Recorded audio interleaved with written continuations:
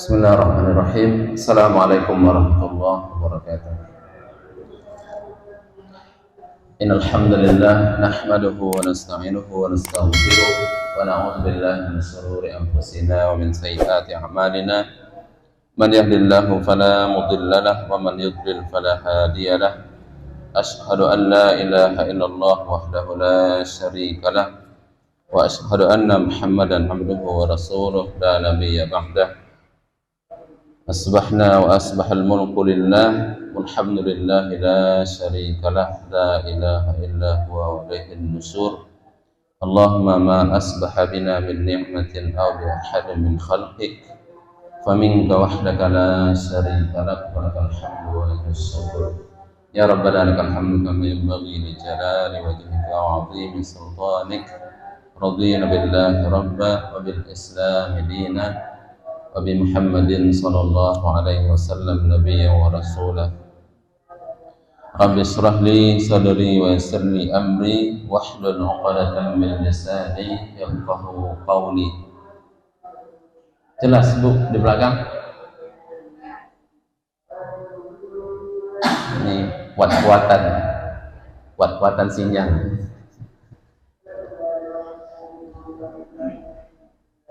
Baik, insyaallah pagi ini kita berkisah. Ya. Pagi ini kita berkisah, bercerita tentang, tapi bukan sembarang kisah, insyaallah. Kisah seorang sahabat besar yang sudah sering kita sampaikan, yaitu di antara anak-anak yang mendapatkan pendidikan sentuhan tangan Rasulullah sallallahu alaihi wasallam. Rasulullah itu beliau banyak sekali yang melahirkan generasi-generasi yang luar biasa, baik itu orang tuanya, remaja, bahkan anak-anak. Ada yang dikenal dengan Al-Abadilah. Al-Abadilah itu jamak dari Abdullah, karena semua namanya Abdullah. Jadi anak-anak muda yang namanya semuanya Abdullah. Maka orang menyebutkan itu lebih disebut dengan nama ayahnya, karena nama anaknya sama, akhirnya nama ayahnya yang sering dipakai. Di antara Al-Abadilah itu adalah Abdullah bin Umar. Maka beliau itu tidak dipanggil dengan Abdullah, dipanggil dengan Ibnu Umar. Jadi panggilannya yang terkenal itu adalah Ibnu Umar. Kalau orang mengatakan Ibnu Umar, itu yang dimaksud adalah Abdullah bin Umar. Padahal Umar itu anaknya banyak. Tapi kalau orang mengatakan anak laki-laki Umar, Ibnu Umar, itu yang dimaksud adalah Abdullah bin Umar. Karena memang beliau yang paling menonjol dari saudara-saudaranya. Kemudian ada Ibnu Zubair yang juga namanya Abdullah bin Zubair. Padahal Zubair itu anaknya lebih dari 10. Laki-lakinya 11 kalau tidak salah anaknya. Ada Urwah, ada banyak anak dari Zubair bin Awam. Tapi yang disebut dengan Ibnu Zubair, anak laki-lakinya Zubair, itu yang dimaksud adalah Abdullah bin Zubair. Mereka ini rata-rata usianya ketika Nabi meninggal itu usianya belum melewati 20 tahun. Ya. Yang paling tua itu Abdullah bin Umar. Ketika Rasulullah meninggal itu usia beliau kira-kira 20 tahun. Ya, tamat SMA. Semester 4 kuliah. Ya. Abdullah bin Umar. Kemudian ada lagi yang disebut dengan Abdullah bin Amru bin As. Abdullah bin Amr, ada Umar, ada Amr. Abdullah bin Amr bin As itu disebut dengan Ibnu Amr, ya. Yaitu 3. Kemudian yang terakhir adalah Abdullah bin Abbas. Abdullah bin Abbas itu disebut dengan Ibnu Abbas, anak laki-lakinya Abbas. Padahal banyak saudaranya yang lain, ada Fadl juga anaknya Abbas radhiyallahu anhu, tapi tidak disebut dengan Ibnu Abbas. Orang kalau mengatakan Ibnu Abbas berarti yang dimaksud adalah Abdullah bin Abbas. Nah, 4 orang sahabat muda ini, remaja ini disebut dengan Al-Abadilah, jamak dari Abdullah. Tapi di situ tidak dimasukkan Abdullah bin Mas'ud. Kenapa? Karena Abdullah bin Mas'ud itu senior. Ini adalah Al-Abadilah, itu diistilahkan dengan sahabat-sahabat muda, ya, yang ketika Rasulullah meninggal itu usianya masih belasan tahun atau 20-an tahun. Insyaallah hari ini kita bahas tentang Abdullah bin Abbas. Abdullah bin Abbas, tentu bapaknya namanya Abbas, ya. Abdullah bin Abbas itu adalah sepupunya Nabi. Abdullah bin Abbas itu sepupunya Nabi, karena Abbas itu adalah pamannya Nabi. Tapi Abbas itu usianya dengan Nabi itu mungkin hanya beda 2 tahun atau setahun. Jadi paman seperti teman, ya. Sama dengan Hamzah. Hamzah juga tidak jauh bedanya dengan Nabi. Paman Nabi, cuman bedanya dengan Nabi itu sedikit sekali, sehingga seperti teman. Abdullah ini bapaknya Abbas. Abbas itu adalah anak yang paling, kalau tidak salah yang paling kecil dari Abdul Muttalib, ya. Atau mungkin Hamzah, di antara 2 ini, Hamzah atau Abbas yang paling kecil, yang itu usianya itu hampir sama dengan Rasulullah Shallallahu Alaihi Wasallam. Abbas bin Abdul Muttalib, beliau itu belum masuk Islam. Jadi bapaknya Abdullah ini itu belum masuk Islam kecuali nanti dekat Fathu Makkah, ketika akan pembukaan kota Mekah. Tapi memang Abbas dari awal kenabian itu tidak pernah memusuhi Nabi, ya. Beda dengan Abu Lahab.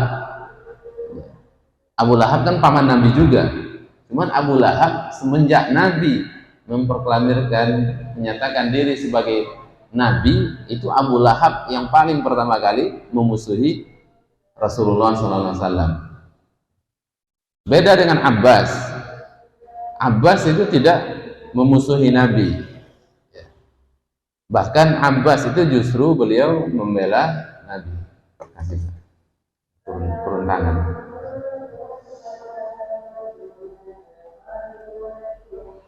Sehingga Abbas itu semenjak hari pertama istrinya sudah masuk Islam, ya. yang bernama ibunya Abdullah bin Abbas ini, atau istrinya Abbas itu sudah masuk Islam semenjak hari-hari pertama Rasulullah yang menjadi nabi. Tapi Abbas sendiri belum masuk Islam. Dan waktu itu hukum belum turun. Jadi orang musyrik itu boleh menikah dengan orang Islam. Ya. Bahkan Umar bin Khattab radhiyallahu anhu itu tidak menceraikan istrinya yang musyrikah, yang musyrik itu, kecuali setelah nanti turun ayat di Madinah, ya. Wala tumsiku bi isamil kawafiri, dan janganlah kamu menikahi atau orang-orang yang musyrik atau orang-orang yang kafir. Maka pada saat itulah baru Umar nanti menceraikan istrinya. Jadi sahabat di Mekah itu bermacam-macam. Ada yang suaminya masuk Islam, istrinya tetap kafir, ya. Atau istrinya masuk Islam, suaminya masih kafir, seperti Abbas bin Abdul Muttalib. Beliau belum masuk Islam, istrinya sudah masuk Islam. Tapi memang Abbas bin Abdul Muttalib itu beliau termasuk orang yang sangat perhatian dengan keselamatan Nabi. Belum masuk Islam, tapi perhatiannya kepada Nabi, keponakan sekaligus sebagai teman, itu luar biasa. Jadi Abbas ini beliau sebagai teman, sebagai paman Rasulullah itu sangat konsen terhadap keselamatan Rasulullah SAW. Ya. Beda dengan Abu Lahab. Abu Lahab memang pengennya Nabi mati sekalian, tapi Abbas tidak. Karena itu nanti ketika perjanjian Al-Aqabah, Bai'atul Aqabah, itu Rasulullah SAW didampingi oleh Abbas bin Abdul Muttalib. Bai'atul Aqabah yang kedua, Baitul Aqabah yang kedua itu, kenapa Aqabah namanya? Karena di tempatnya adalah di Aqabah, di Mina, tempat orang melempar jumrah. Bai'atul Aqabah yang kedua itu terjadi tahun 13 kenabian. Berarti tahun terakhir, ya, sebelum beberapa bulan Nabi pindah ke Madinah, hijrah ke Madinah.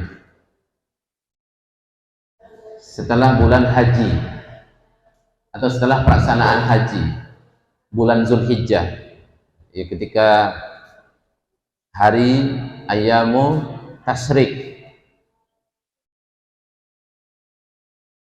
maka Rasulullah itu membaiat 72 orang laki-laki dari Madinah yang siap membela Nabi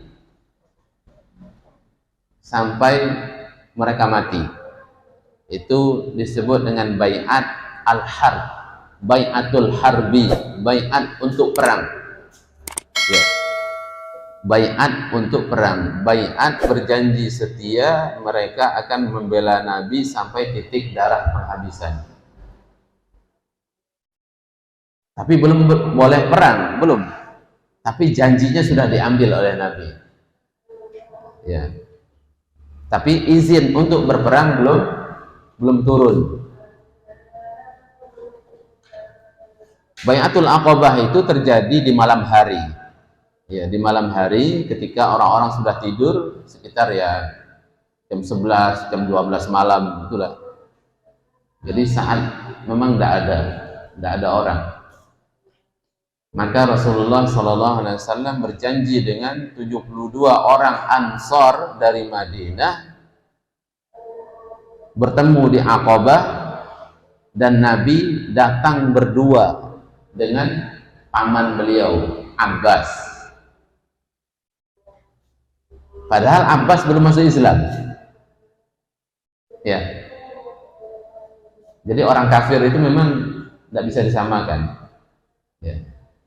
Orang kafir itu bertingkat-tingkat. Bahkan ada orang kafir yang membela Islam. Banyak macamnya orang kafir. Maka perlakuan kita terhadap orang kafir juga beda. Ya. Abbas belum masuk Islam, tapi Abbas orang yang paling perhatian terhadap keselamatan Rasulullah.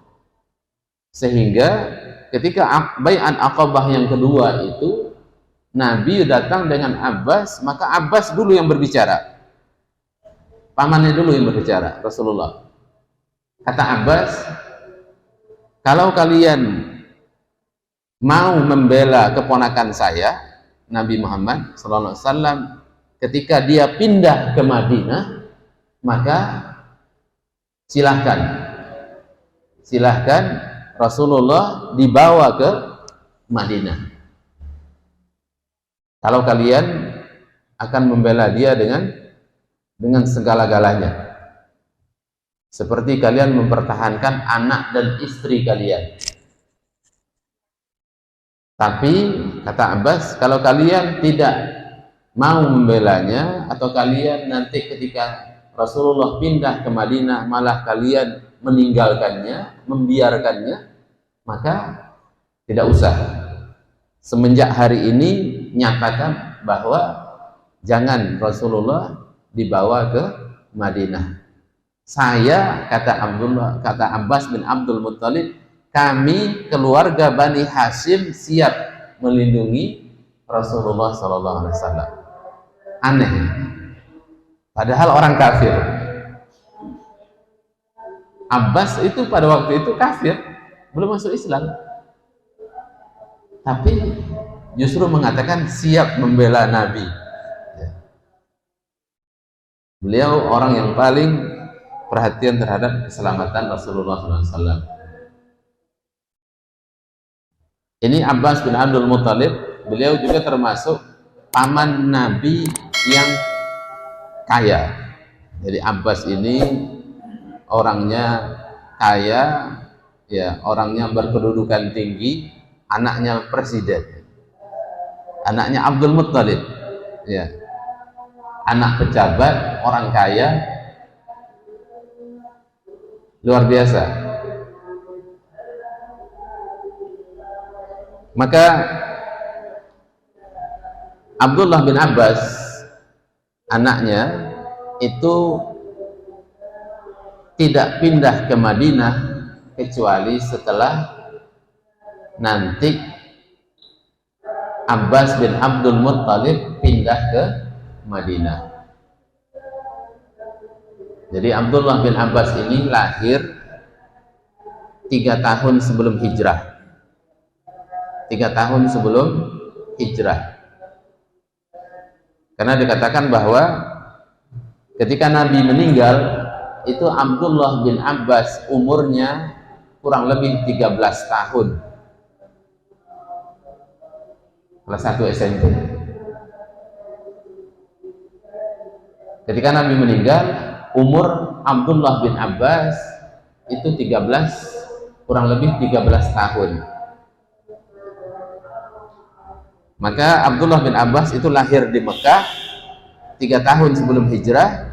Kemudian kira-kira 3 tahun sebelum Nabi meninggal, berarti sekitar tahun 8 hijrah, setelah pembukaan kota Makkah, barulah nanti Abdullah bin Abbas itu dibawa oleh ayahnya ke Madinah, pindah ke Madinah.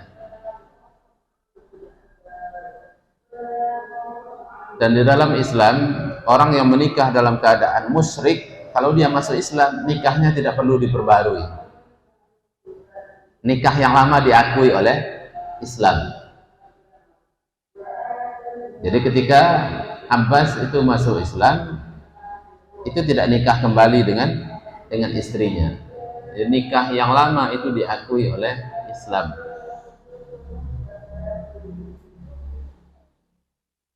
Jadi kalau begitu Abdullah bin Abbas itu bertemu dengan Nabi itu kurang lebih hanya 3 tahun, karena masa kecilnya itu dihabiskan di Mekah. Jadi Abdullah bin Abbas itu kurang lebih bertemu dengan Nabi itu 3 tahun, tapi beliau termasuk sahabat yang terbanyak meriwayatkan hadis Rasulullah SAW.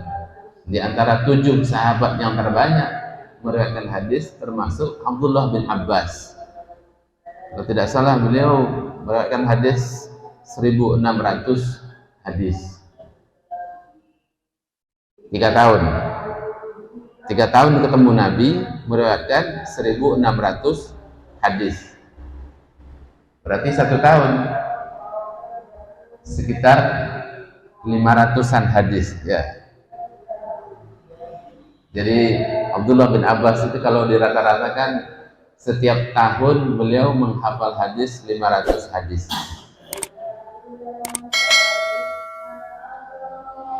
Yang paling terkenal itu diantaranya adalah hadis yang diriwayatkan dalam hadis Arba'in An-Nawawiyah. Arba'in Nawawiyah. Nggak tahu di sini ada Arba'in Nawawiyah apa enggak. Arba'in Nawawiyah itu hadis 40-an hadis, tapi jumlahnya bukan 40, 42. Tapi diistilahkan 40 hadis.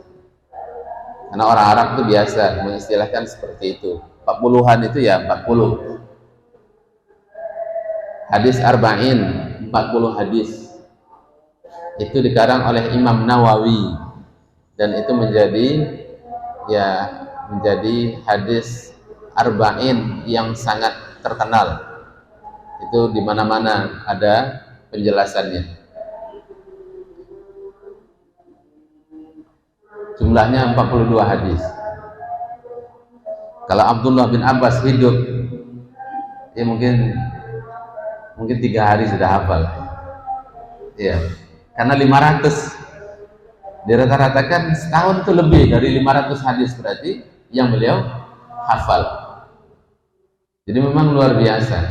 Abdullah bin Abbas ini orang yang sangat tekun menuntut ilmu, orang yang sangat rajin menuntut ilmu.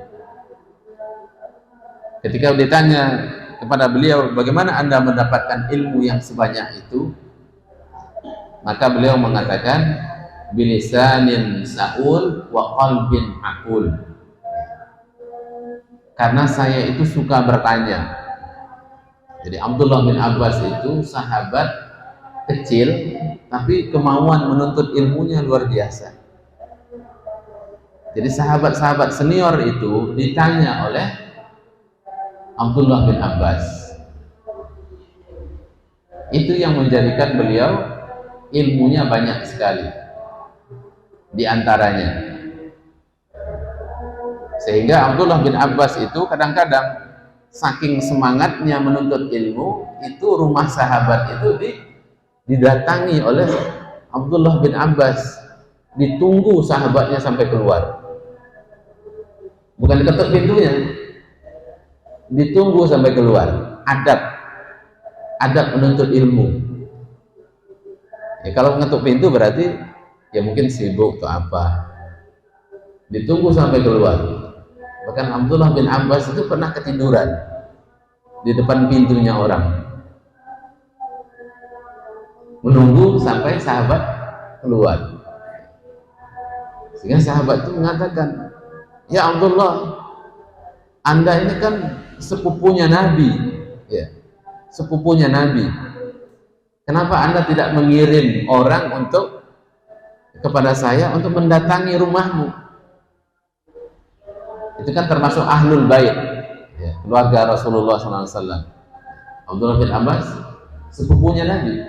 Para sahabat sangat menghormati Abdullah bin Abbas, tapi beliau sendiri tidak mempergunakan itu untuk kepentingan pribadinya. Maka Abdullah bin Abbas itu mau, ya sampai seperti itu, menunggu sahabat keluar rumah baru ditanya, saking inginnya mendapatkan ilmu dari para sahabat. Dan beliau bertanya kepada Abu Bakar, kepada Umar, kepada Ali, kepada Utsman, sahabat-sahabat senior tentang ya peristiwa-peristiwa yang berlalu. Nah, ini yang menjadikan Abdullah bin Abbas itu menjadi orang yang sangat banyak ilmunya dan juga memang didoakan oleh Rasulullah Sallallahu Alaihi Wasallam. Satu hari Nabi itu ingin berwudu, maka Abdullah bin Abbas itu menyiapkan air wuduknya Nabi, ya. Disiapkan. Maka Nabi tanya, siapa yang menyiapkan air? Kemudian dijawab bahwa Abdullah bin Abbas. Ya, anak kecil, mungkin waktu itu usianya 10 tahun, 11 atau 12. Maka Rasulullah SAW mendoakan, Allahumma faqihhu fid din wa 'allimhu ta'wil. Ya Allah, jadikan anak ini faqih. Faqih itu mendalam ilmunya, pemahaman yang mendalam, fikih. Maka fikih, faqihhu fid din, jadikan dia orang yang mendalam ilmunya, mengerti, benar-benar mengerti tentang agama. Wa 'allimhu ta'wil, ajarkan dia tafsir Al-Quran. Maka Abdullah bin Abbas itu dikenal dengan Habrul Ummah atau Bahrul Ummah, lautan ilmu. Atau Habru itu gelarnya pendetanya Yahudi, orang yang banyak sekali ilmunya, mengetahui pengetahuannya. Itu Abdullah bin Abbas digelari dengan Habrul Ummah atau Bahrul Ummah, lautan ilmu. Dan beliau juga disebut dengan Turjumanul Quran, ahli tafsirnya Al-Quranul Karim.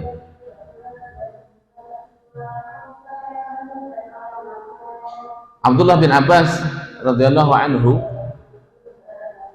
di antara hadis yang terkenal yang beliau riwayatkan dari Rasulullah Sallallahu Alaihi Wasallam itu hadis yang ada di kitab Arba'in Nawawiyah. Kitabnya kecil sekali, isinya 42 hadis.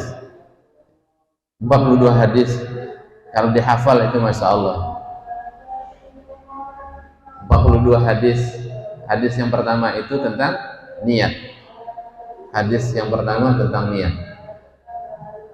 Dari Umar bin Khattab radhiyallahu anhu, innamal a'malu binniyat wa innama likulli imri'in ma nawa. Faman kanat hijratuhu ila Allah wa rasulih fa hijratuhu ila Allah wa rasulih. Faman kanat hijratuhu ila dunya yusibuha aw imra'atin yankihuha fa hijratuhu ila ma hajara ilaih. Ini hadis pertama yang di kitab Arba'in Nawawiyah. Di hadis yang ke-19 itu yang meriwayatkan adalah Abdullah bin Abbas. Abdullah bin Abbas itu Rasulullah SAW pernah boncengan sama Abdullah bin Abbas, naik unta atau naik keledai. Nabi di depan, Abdullah bin Abbas di belakang. Jadi Nabi itu Masya Allah sering boncengan dengan anak-anak, ya. Naik keledai, naik kuda, sama jalan-jalan sama anak-anak remaja di Madinah. Ketika boncengan berdua itu naik motor, itu sekarang saya naik motor, naik mobil, Rasulullah itu tidak menyia-nyiakan kesempatan, ya. Rasulullah itu ketika beliau bawa boncengan dengan anak-anak, kita sekarang bisa naik motor, naik mobil, maka gunakan kesempatan itu untuk menasehati anak-anak.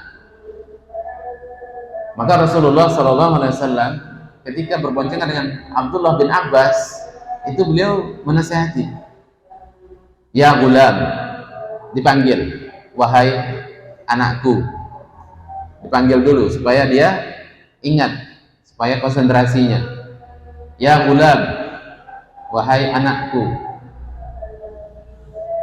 inni u'allimuka kalimatin, Rasulullah mengatakan, saya akan mengajarkan kepada kamu beberapa kata, tidak banyak-banyak. Tapi kalau menurut kita sih banyak. Nabi, wa'allimuka kalimatin, beberapa kalimat. Ada beberapa pesan Nabi. Pesan Nabi.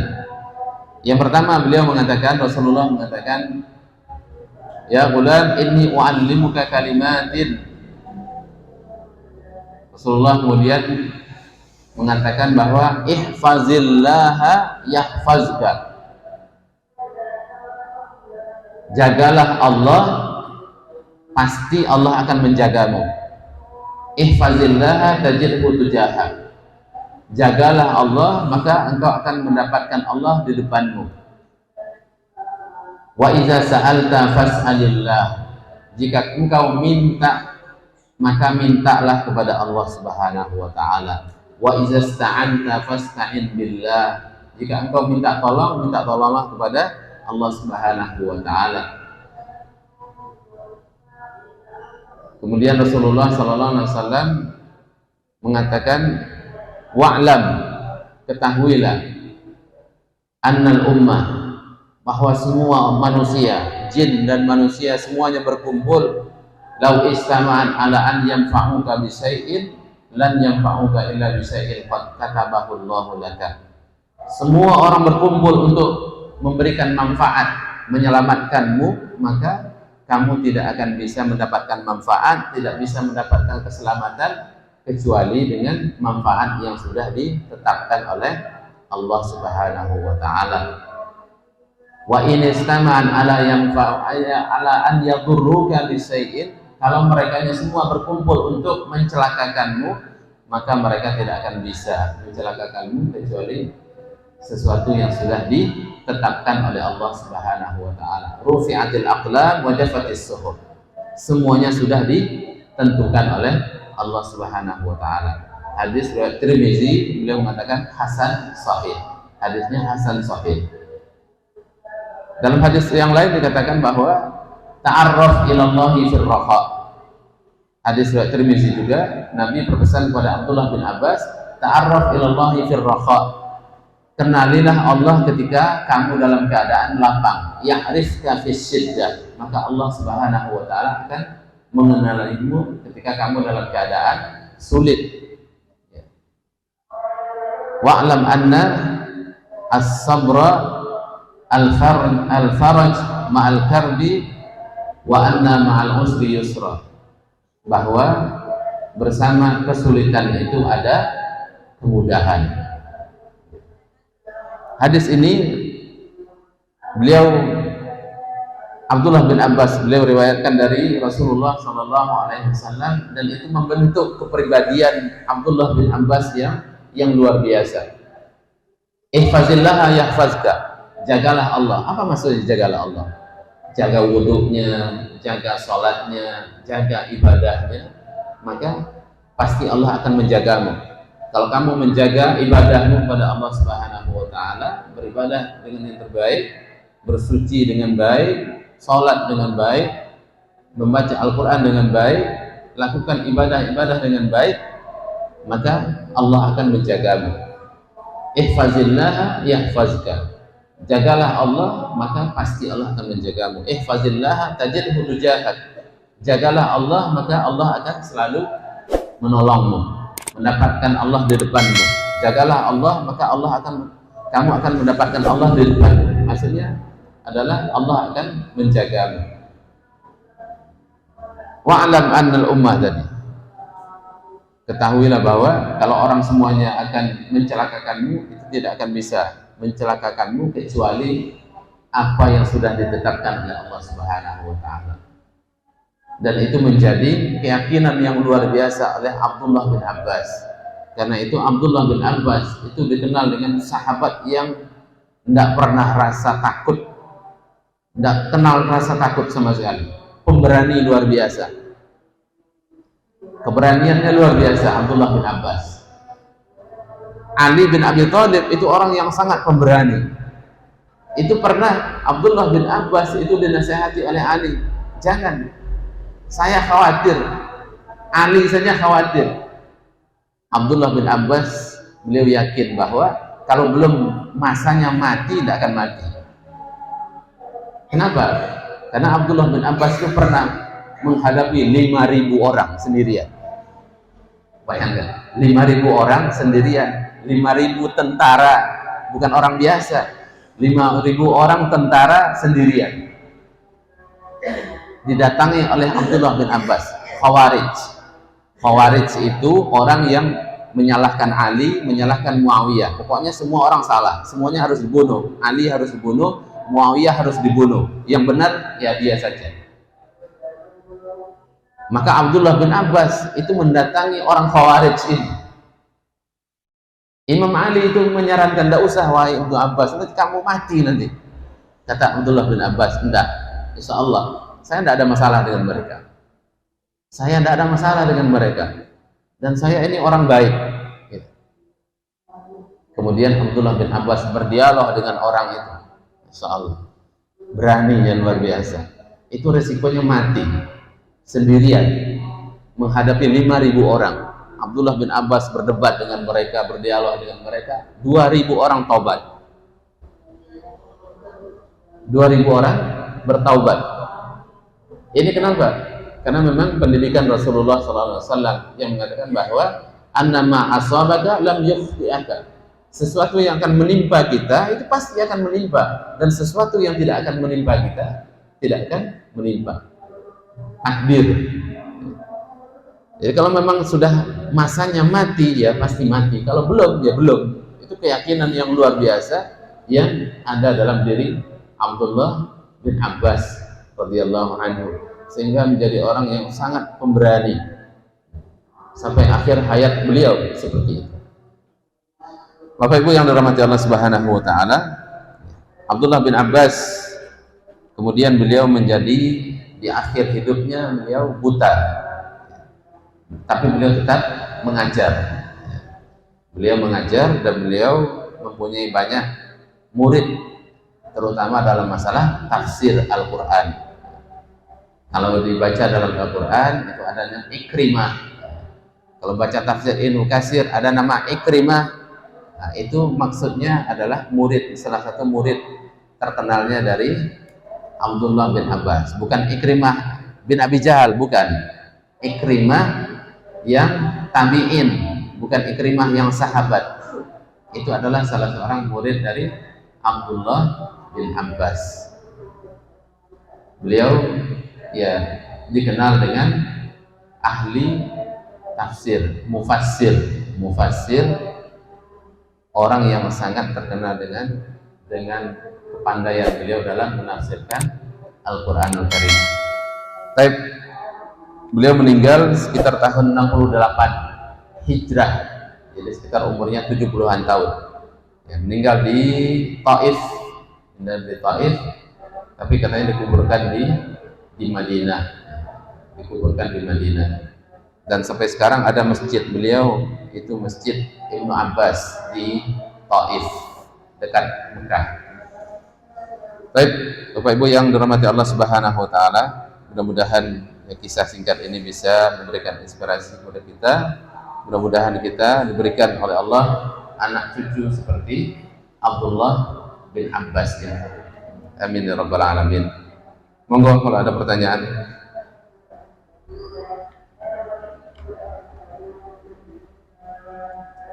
Baik, mudah-mudahan sekali lagi menjadi ilmu bermanfaat. Allah manfa'na bima 'allamtana wa 'allimna ma yanfa'una. Allahumma inna nas'aluka ilman